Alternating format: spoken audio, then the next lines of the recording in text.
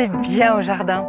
Et on le sait aujourd'hui, la nature est bénéfique pour notre corps et notre esprit. Dans ce numéro, nous nous intéressons au jardin qui soigne, au jardin qui nous ressource, qui nous relie, au jardin qui nous rassemble. Entrez, c'est ouvert!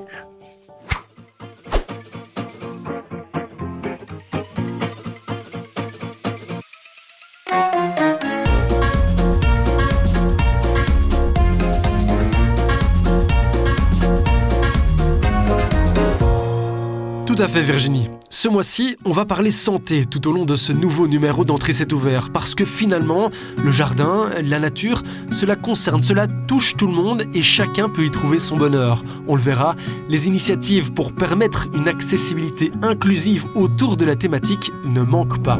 Premier exemple avec l'ASBL, les jardins animés. Aujourd'hui, il s'appelle l'association Terra.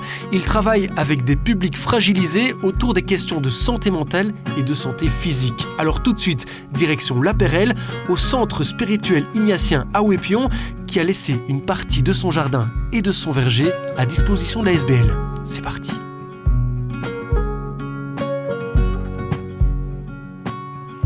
Anne-Claire, tu nous accueilles dans ton jardin. Alors c'est pas un jardin comme les autres ici. C'est un jardin qui est avant tout au service de la santé des gens en fait. Notre objectif, c'est que les gens se sentent mieux, aillent mieux après une expérience dans la nature. Et pour ça, on va utiliser plein de médiums différents. Et donc, par exemple, tu vois, là, on a fait de la création artistique naturelle, quoi. Et donc, c'est vivant, les gens viennent pour créer des choses. Et donc, dès qu'ils touchent la nature, nous, on est contents. C'est concret, quoi. Il y a un objectif concret. Là, les enfants, ils jouent, on crée des tipis avec les enfants. Et donc, l'idée, c'est vraiment qu'ils prennent du temps aussi à découvrir la nature autrement et voir comment on peut s'amuser avec pas grand-chose, avec des bouts de bois, etc. D'accord. Et donc, le jardin, et en fait, tout ce qu'on fait au jardin est vraiment au service d'améliorer la santé mentale. Parce qu'on sait bien que la nature a vraiment un effet apaisant sur les personnes. Et donc, pour les personnes qui ont des troubles anxio-dépressifs, c'est super intéressant. Et puis ça permet aussi d'améliorer la santé physique, la santé du corps. Parce que quand on est à l'extérieur, déjà comme tu vois maintenant, en fait, poser son pied, c'est un peu difficile. Donc les personnes travailler son équilibre. Ça travaille l'équilibre. Et puis en fait, on bouge, quoi. Donc les personnes qui sont souvent en intérieur, qui bougent pas beaucoup, déjà venir dans un jardin, marcher, s'abaisser, ramasser, tout ça fait travailler le corps. C'est ça. Vous mettez au service de publics spécifiques. Ce sont des publics qui sont fragilisés. Oui. Raconte-nous un petit peu quel type de personnes vous accueillez ici.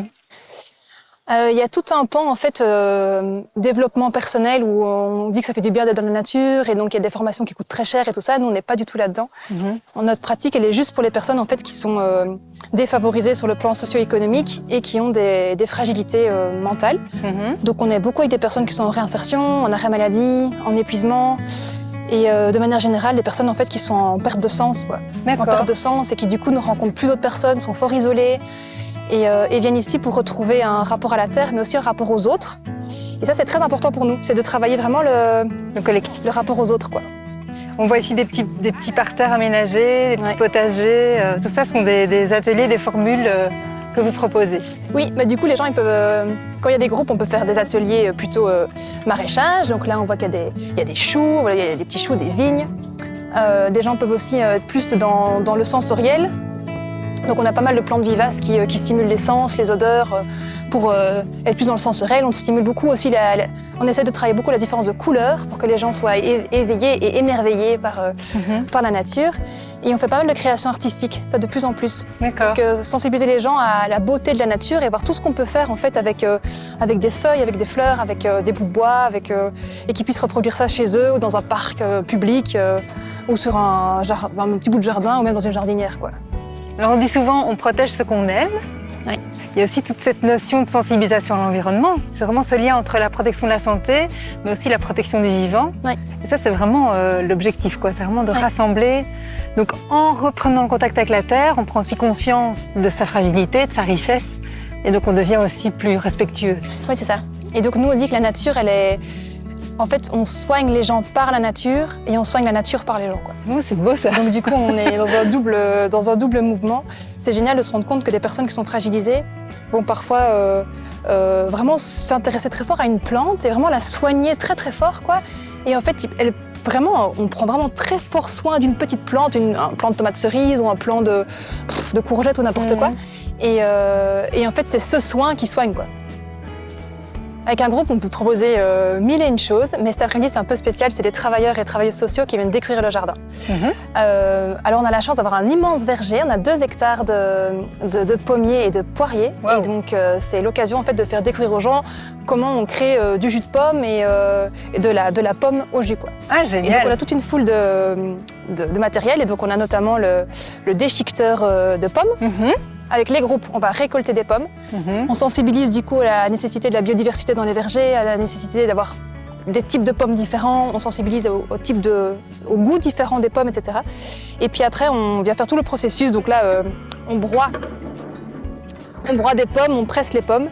Et après, alors, on sensibilise à en fait, tous les produits transformés. C'est quoi du jus de pomme frais, du jus de pomme pasteurisé, du jus de pomme stérilisé? Qu'est-ce qu'il y a comme différence en termes de nutriments, de bactéries, etc. Mais aussi la question du sucre, parce qu'on sait bien que boire du sucre et du jus d'un fruit, c'est beaucoup plus calorique que manger un fruit lui-même. Donc il y a tout un aspect sensibilisation à l'alimentation. D'accord. Et ça, c'est un type d'activité qu'on propose ici jusque mi-novembre, quoi. Et donc ce nouveau allier l'immersion et en même temps des messages de sensibilisation. C'est vraiment super inspirant, un magnifique projet. Merci. On souhaite en tout cas beaucoup de succès à Terra, qui était anciennement le jardin animé pour ceux qui connaissent. Et on vous souhaite évidemment plein de succès, plein de soutien aussi important pour la suite. Merci beaucoup, Anne-Claire. Merci d'être venue. On soigne les gens par la nature et on soigne la nature par les gens. Je retiens. Tiens, en parlant de personnes ou d'animal qui soignent, si on parle de l'araignée, elle est régulatrice indispensable dans la nature. N'est-ce pas Virginie ? L'araignée est l'un des symboles de l'automne. Ces petites bêtes ne sont pas très aimées, mais est-ce justifié? Je vous propose de tordre le cou à 5 idées reçues concernant la reine à 8 pattes. La première, idée fausse, c'est que l'araignée ne servirait à rien. Dans la nature, chaque espèce joue un rôle fondamental. Saviez-vous que par exemple, dans une prairie d'1 hectare, les araignées dévorent 400 millions d'insectes par an? C'est donc une régulatrice indispensable dans la nature. En automne, on a l'impression qu'elles refont leur apparition dans nos maisons. En fait, elles ont toujours été là. C'est juste que c'est la saison des amours et les mâles se mettent en quête de l'âme sœur. Les araignées sont sales et elles aiment la crasse. Voilà une deuxième fausse croyance. Car si elles fréquentent nos caves et nos greniers, c'est pour y trouver de la tranquillité et non de la saleté. Elles sont même victimes de toutes nos poussières qui s'accumulent sur leurs toiles, sur le fil de déplacement. L'araignée passe même beaucoup de temps à se nettoyer. Une autre fausse idée serait que durant la nuit, elles viennent nous piquer. C'est vrai qu'on n'aime pas trop les voir se balader sur notre plafond et pourtant, nous ne faisons pas du tout partie de leur régime alimentaire. Si elles devaient venir planter ses crochets dans notre peau, ce serait uniquement par légitime défense et encore, la plupart d'entre elles ont des crocs beaucoup trop petits pour ça. Et puis, on dit aussi que l'araignée pondrait sous notre peau. Là encore, c'est tout à fait faux puisqu'elle va déposer ses œufs sur un support et les emballer dans un fil de soie. Enfin, la croyance selon laquelle toutes les araignées seraient venimeuses et donc dangereuses n'est pas tout à fait fondée non plus.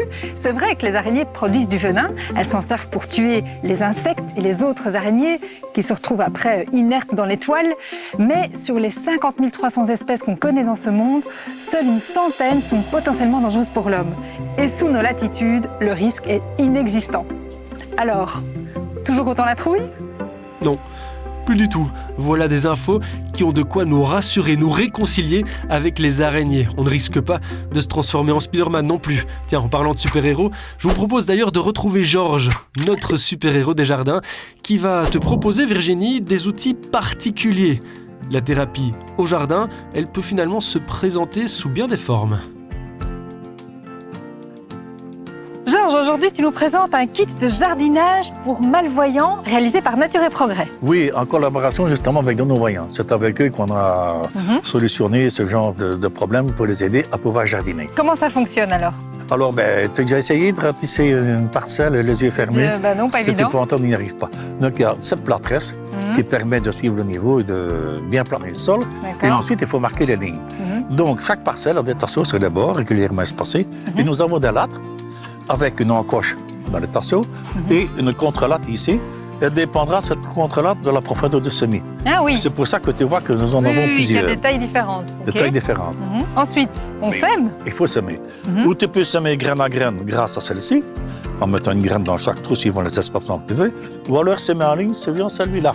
Ah oui, ok. Tu sèmes en ligne. Après ça, il n'y a plus qu'à reboucher, bien sûr. Et alors j'ai des petits outils aussi en braille ici, Oui, Pour lire, oui. Pour retrouver le numéro de la le ligne. numéro ou calculer la distance entre les Calculer plants. la distance, donc il y a 10 cm en jaune ou en noir, avec une vis tous les 5 cm ou deux tous les 10 Les cm. 10. Et dernière chose que je vois un peu bizarre. Ah, celui-là, tout à fait bizarre. C'est pour répliquer les parois. Ah oui. Donc, grâce à ceci, on aura la profondeur. Donc, je vais suivre, tu vois. Quand là, je suis dans le creux, je peux faire le trou, puis je passe au suivant. Et ainsi, je ne mets pas régulièrement espacés, toujours à la bonne profondeur. Eh ben, c'est On vraiment peut faire ça les ingénieux. yeux fermés. C'est le cas de le dire. Et voilà. Et tu avais autre chose à me montrer aussi. Un petit semoir tout à fait spécial. Ah. Viens, on va y aller. Allez, je te suis. Eh bien, voilà ce que je voulais te montrer. C'est un semoir qui permet aux non-voyants de semer graine à graine. Oh, génial. Ça se compose de deux planches, l'une avec des tétons, tu vois, ce sont des broches de commerce. L'autre est perforée, on assemble les deux, et puis on dépose ça sur notre substrat, et maintenant, tu as travaillé. Et Appuie. On appuie pour faire les trous. Oui. Voilà. Ensuite, On enlève le couvercle alors. on enlève le couvercle, Ah oui, donc et il n'y a plus qu'à déposer ça les graines permet de dans chaque trou. déposer. Et donc si voilà, je ferme les yeux. Ah ouais, voilà, effectivement. Ça marche bien. Et donc c'est vraiment un kit super original, Georges. Et si vous voulez en savoir plus, n'hésitez pas à consulter le site de Nature et Progrès. Merci beaucoup pour tous tes bons conseils comme d'habitude. Et à très bientôt.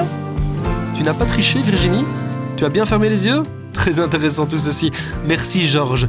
Et puis pour ceux qui voudraient en savoir plus, rendez-vous sur la page Facebook ou YouTube de l'émission avec une séquence bonus consacrée à un jeu de loi adapté aux malvoyants et consacré au compostage. Et puis d'un chroniqueur, on passe à un autre. François, dans un tout autre registre, va nous parler de ces larves plutôt brunâtres à la forme tubulaire, les larves de tipules. Elles ont tendance à causer des dommages dans le gazon. Voilà, je vous emmène ici dans ce jardin parce que le propriétaire a identifié des zones qui se dégarnissent de plus en plus au niveau de son gazon. Et donc j'ai observé avec lui et on y observe en fait des larves de tipules. Donc il faut savoir que la larve de tipule est de plus en plus courante et peut causer des problèmes assez importants au niveau des gazons. Donc voilà, ici on observe une zone qui est attaquée.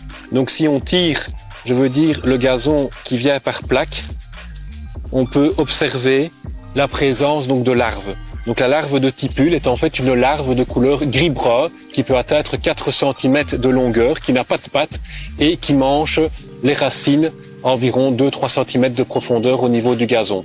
Un autre signe caractéristique pour diagnostiquer la présence de larves de tipules est la présence d'oiseaux, donc notamment des corneilles, des étourneaux, des pics qui viennent manger en fait les larves et qui occasionnent aussi des dégâts supplémentaires pour rechercher ces larves-là dans le sol.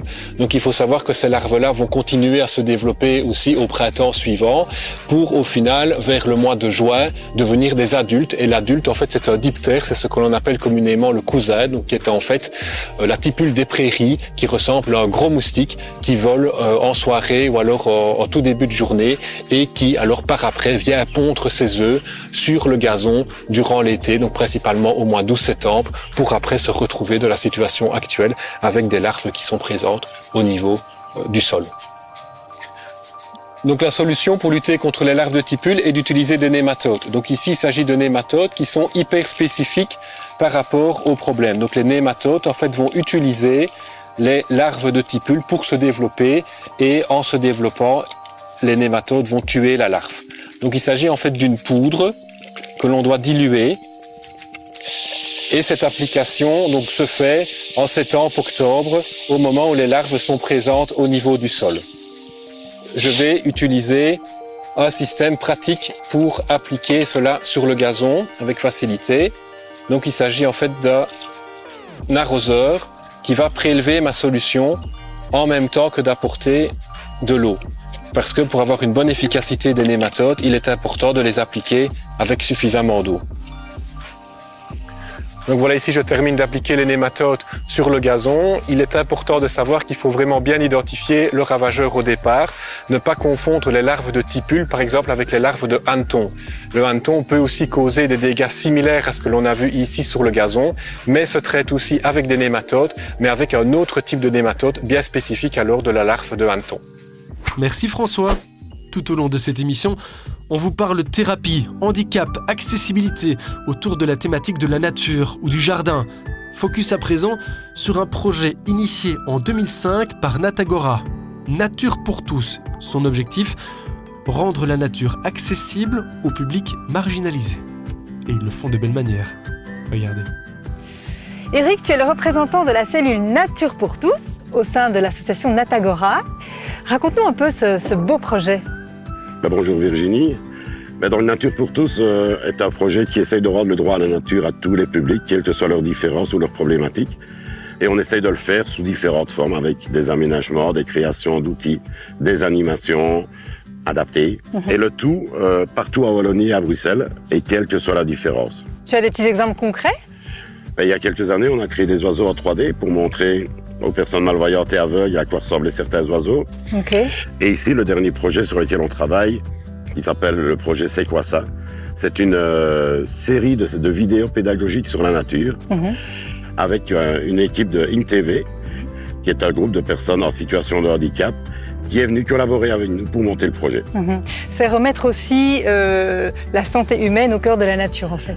Ah, mais c'est totalement ça. Donc la nature est un outil dont on se sert pour créer du bien-être chez certains publics. D'accord. Et justement, on a la chance ici d'avoir un groupe qui va nous montrer justement comment ça se passe sur le terrain. On a l'équipe de INTV qui est avec nous, avec qui on va justement faire la découverte du site et qui vont pouvoir justement faire une activité nature et en même temps faire une des vidéos sur lesquelles on va travailler. Génial. On est ici sur la réserve naturelle d'Ologne-sur-Gers. Oui. Et on va justement rejoindre alors les participants qui sont là un peu plus loin. On y va ? On y va. Bonjour tout le monde. Bonjour. Comment ça va ? Comme Pierre vient de me le dire, vous avez déjà vu des libellules. Et donc moi, je vais vous proposer de parler pas que de la libellule qu'on voit, mais de toutes les autres étapes de la vie des libellules, sans les perdre. Alors les œufs de libellule, on va les retrouver sur, c'est quoi ça Dimitri ? Une feuille. Mais on pourrait les retrouver en dessous, au-dessus, j'ai dit dans l'eau ou hors de l'eau. Alors des fois c'est des feuilles vertes, donc qui sont vivantes, des fois c'est sur des feuilles mortes. Après cette partie ici, donc quand l'œuf, c'est le bébé, quand l'œuf va éclore, il va descendre dans l'eau et il va vivre dans l'eau. Et ça mange tout dans la mare. Ah, ça détruit tout, enfin presque tout dans la mare. Ça mange beaucoup de choses, ouais. Ça mange beaucoup de choses. Et entre autres, tout ce qui est tétard, par exemple, ça ils adorent. Les petites grenouilles. Et alors celui-ci, à un moment donné, il va sortir de l'eau. Il va devenir une chrysalide qui va se mettre sur une feuille. Et quand la chrysalide va éclore, ça va devenir une belle libellule. Je les ai quittés, ils sont encore en train de faire l'atelier sur la libellule. C'est vraiment super intéressant. Et alors, ils m'ont proposé qu'on échange les rôles, c'est-à-dire qu'ils vont m'interviewer. On va voir ce que ça donne. Vas-y, ouais, ça tourne. Bonjour, comment tu t'appelles? Je m'appelle Virginie. Qu'est-ce que tu fais ici? Eh bien, je découvre la réserve naturelle avec vous tous, votre groupe, pour parler de Nature pour tous et de votre projet. Tu fais quoi dans la vie? Alors, dans la vie, je suis journaliste et je parle de la nature. Mais la nature. J'adore la nature. J'ai vraiment besoin d'être beaucoup dans la nature, de la connaître. Et toi, tu aimes la nature? Oui, Qu'est-ce que tu aimes bien dans la nature? les oiseaux. Les oiseaux? Ah, moi aussi, j'aime beaucoup les oiseaux. Mon émission, c'est Entrer, c'est ouvert. C'est une émission, en fait, qui parle des jardins et de tous ceux qui aiment les jardins et la nature, comme toi. Toi, tu aimes la nature? Oui, Tu aimes bien aller dans les jardins? oui, Bah alors, tu dois regarder l'émission. merci. Et en plus, tu vas dedans dans l'émission. Oui, merci. Toi qui tu fais ça. Longtemps que je fais ça. Écoute, l'émission Entrer, c'est ouvert, c'est la 3e année. Et puis mon métier, ça fait à peu près 6 ans que je fais ça. Voilà. Mais ça fait longtemps que je travaille pour la nature, mais je faisais d'autres métiers. Dis, et toi, pourquoi t'aimes bien aller dans la nature? Tu mets tout, Oui. ça fait du bien. Tu aimes tout et ça fait du bien. C'est beau, hein? Oui. Merci. Merci. Bon ben voilà, mon coéquipier et moi, on vous salue.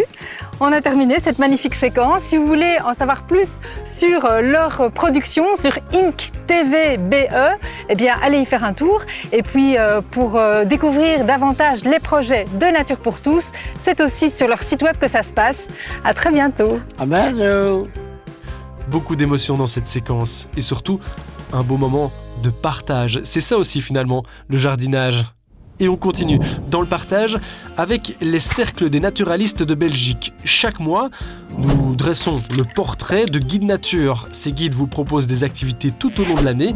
Et aujourd'hui, on s'intéresse au cercle Les Joëlettes, qui propose des balades nature pour des personnes à mobilité réduite, avec et grâce à des engins adaptés.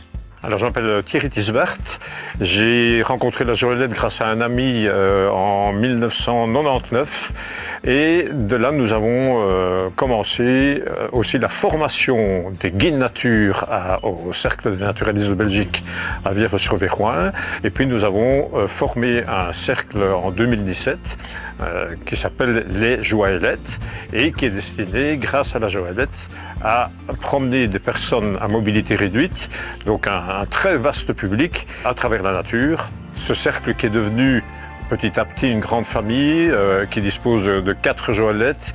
Donc ça veut dire que souvent nous sommes au-delà de 20 personnes en randonnée. Depuis 2022, il y a un stage de formation aussi au Cercle des naturalistes de Belgique. Et ce stage de formation propose évidemment une formation complète à l'encadrement de la joëlette et à la formation de randonnée spécifique pour des personnes à mobilité réduite. Notre section propose depuis le mois de mars, c'est-à-dire pendant la bonne saison, jusqu'au début octobre, une sortie par mois. C'est ouvert à tout le monde. Il ne faut pas être guide nature. Ça permet aussi de découvrir la nature puisque vous êtes accompagné par des guides nature. Alors on va dans toute la Belgique, il n'y a vraiment aucune restriction. On va emprunter tous les chemins de randonnée qui existent sans aucune restriction. Donc ça veut dire aussi bien la Grotte d'An que le Ninglin-Spo pour ceux qui connaissent, donc des grandes rivières sauvages. Ça veut dire aussi des espaces ouverts, ça veut dire en bord de côte si c'est possible. Donc la Joëlette, il faut bien se dire que ça passe absolument partout sans restriction. Ça donne vraiment une dimension particulière à la randonnée. Vous n'imaginez pas le bonheur que vous pouvez donner à ces gens que vous accompagnez. C'est simplement merveilleux. La formation Guide Nature des CNB fête ses 50 ans. Alors renseignez-vous sur leurs activités et laissez-vous guider en pleine nature, près de chez vous ou partout en Belgique. Toutes les infos sont bien sûr à retrouver sur leur site internet. Et puis, on va rester en pleine nature chez toi, Virginie, puisque tu as encore envie de nous faire découvrir de jolies baies. En automne, la nature nous offre des tableaux de toute beauté. Quel plaisir de voir les végétaux changer de couleur, les bancs de brouillard qui s'installent le matin dans les jardins.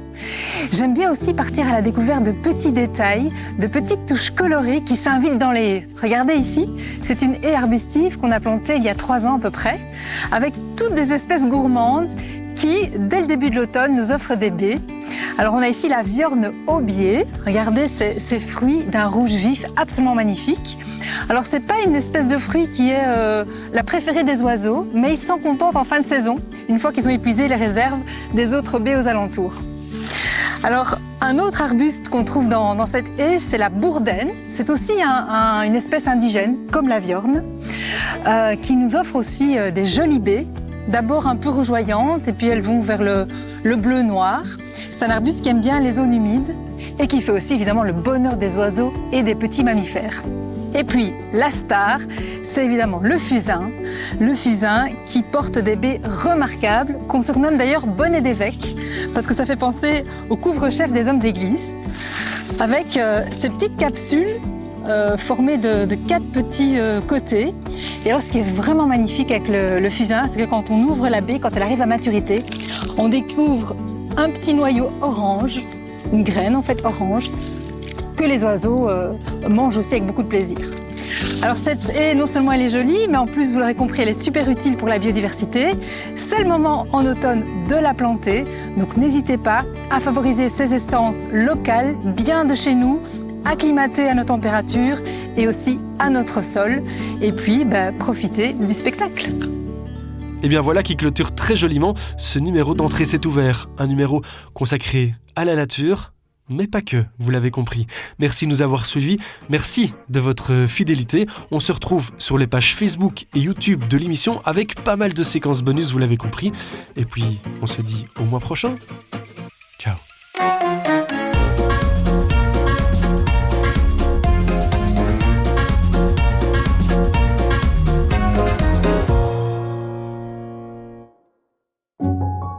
Ce mois-ci, notre partenaire DCM vous propose de gagner des nématodes. Ces vers microscopiques permettent de lutter contre les larves de tipules qui s'attaquent à votre gazon. Pour remporter ce concours, c'est très simple. Répondez à la question suivante. Quel est le nom du véhicule adapté pour la randonnée des personnes à mobilité réduite ? Envoyez-nous la réponse par mail à concours@canalzoom.be ou par message privé sur la page Facebook d'Entrée c'est ouvert. Bonne chance!